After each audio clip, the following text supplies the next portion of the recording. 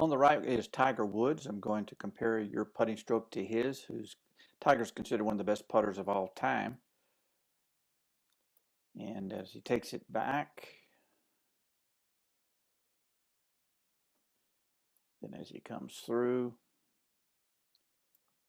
one of the things you'll notice that he keeps his eyes straight down. He doesn't turn his head to follow the ball when he hits it. He will putt the ball. He'll come to a complete stop at the end of his follow through, and he'll hold that position for a moment or two, and then he will turn and watch the ball afterwards. So he'll putt, he'll come to a complete stop, he'll hold his finish, he will then turn and look. And when he's looking, he also maintains his posture. He doesn't stand up and look. He just turns and swivels his head. He wants to maintain that stillness, and it's a very important fundamental to not turn the head early. Also want to focus on the fact that he swings his putter by maintaining the connection. He's not wristy with his stroke. He's swinging his forearms and his elbows. I've formed the letter Y on his arms and the shaft, and he'll maintain that Y throughout the stroke. He's not just swinging the putter head, he's swinging the handle. So when he finishes his stroke, he still has basically that Y. You'll see that his hands go past his left leg. Let's look at your putting stroke. Again, you start with very similar Y position. That's very good. Your elbows are slightly tucked, just like Tiger's are. As you go back, you have a nice one-piece takeaway. You maintain the Y. You're swinging the handle. As you come through, you swing your hands past your left leg, and you're maintaining that nice connection. You're not wristy at all. The thing I like, and it's rare in amateur golfers, is that you keep your eyes down until you complete the stroke. That's very good. And you hold that finish. That's just excellent fundamental right there. So as I look at your stroke itself and the way you swing the putter, I see a very mechanically sound, fundamentally sound putting stroke. So if you're not putting as well as you would like, I'm not going to be able to identify the cause of that to be somewhere in the stroke itself. There may be some other issue we need to look at. Now this is the down the line view of your putting stroke. This allows me to see your posture and your setup. And we are seeing some differences here in your setup. As we look at your posture, I've identified three things I want to talk about. Most good putters will try to get their eyes right over the golf ball. And that's and you've done a pretty good job of that. Your eyes are pretty close to the golf ball there. Now the second thing I look at, and that it's consistent, fundamental with most putters, most pros who putt, is that they want their hands to fall right underneath their shoulders.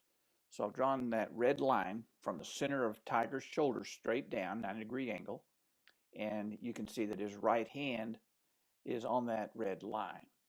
I've done the same from the center of your shoulder, and you can see how your right hand is out ahead of that red line. So your hands are not swinging right underneath your shoulders. When you put your hands underneath your shoulders, that allows you to swing the hands back and forth, swing the putter with the hands back and forth. And gravity is helping you and assisting you and keeping those hands on the line you choose. When you get your hands outside the shoulders, then gravity is always going to be pulling your hands towards the red line.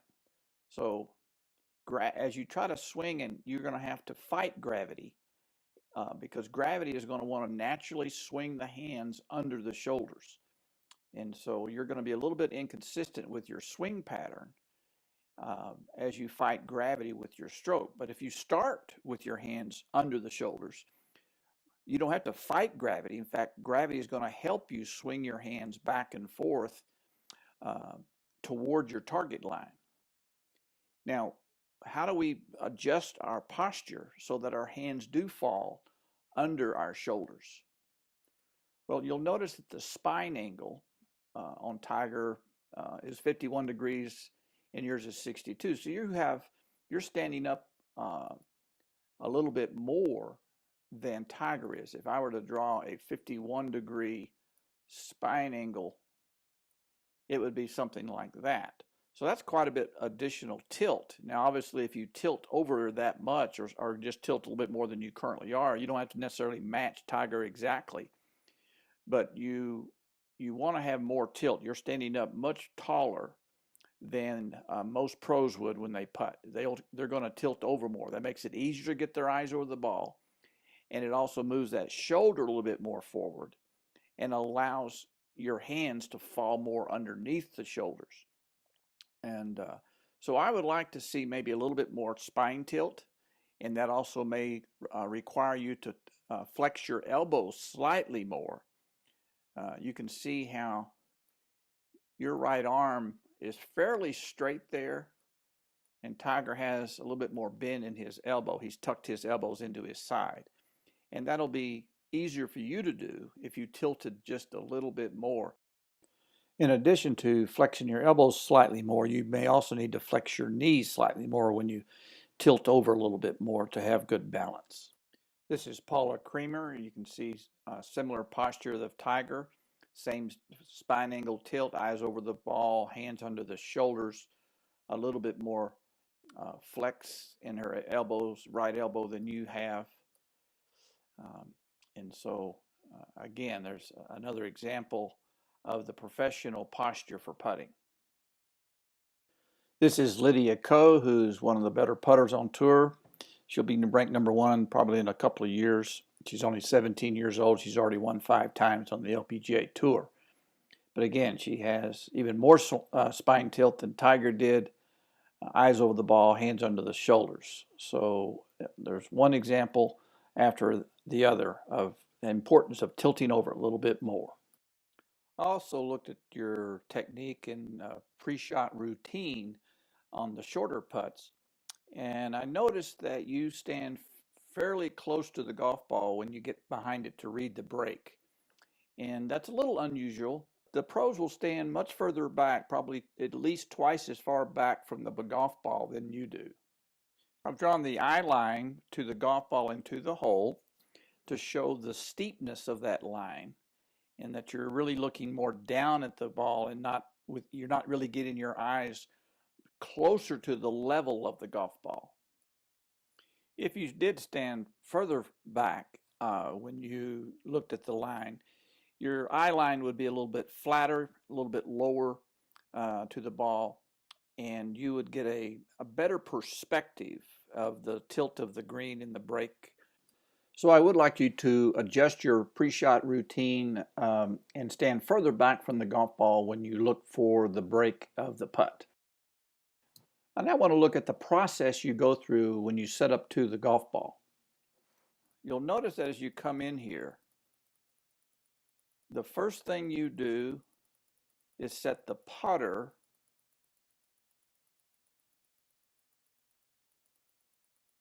down. Second thing you do is you plant your feet and your hands. And when you did that, setting the putter down and planting the feet and setting the hands on the grip, you were not looking at the hole. You were just basically setting the putter down. And then you would turn and look at the hole. Right there is the first time you've looked. And on this particular putt, you never adjusted your feet. You were just confident that when you first set that putter down, it was on line. And it may or may not have been because you hadn't really done a check yet. One of the things that I would like to make sure that you allow yourself to do is if your initial setup, if you discover when you look at the hole and back at the putter, if you discover that maybe it's not quite aimed where you want it and you have to adjust it, don't just adjust the putter face to the new place without also then adjusting the feet again. So your body and the face angle have to always be in the same relationship to each other.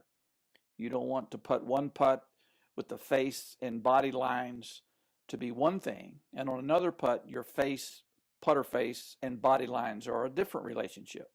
You want to develop the constancy of the same relationship every time. So that means I want your feet to be the last thing to adjust. Here's Tiger in his pre-putting routine. He's getting down low to look at the break. As he gets up, he's going to walk about 5 paces.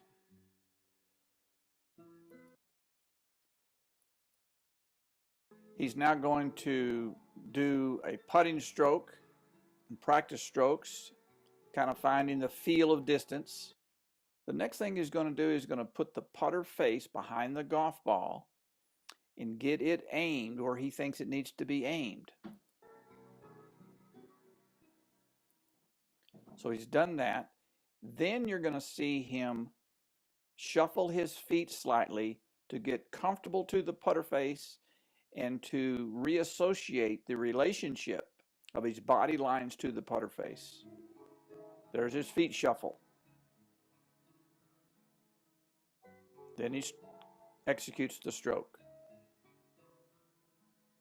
This is Paula Creamer setting her club face and now shuffling her feet. Let's look at that again. She'll set her club face and then shuffle her feet.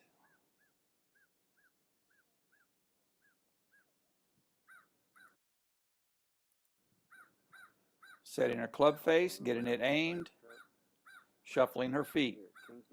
So the feet are always last. This is Lydia Ko. You're going to see her approach the putt. She's going to put the putter face behind the golf ball and get it aimed where she thinks it needs to be aimed. She will then adjust her feet after setting the putter. She doesn't lock her feet down first. Setting the putter, shuffling her feet.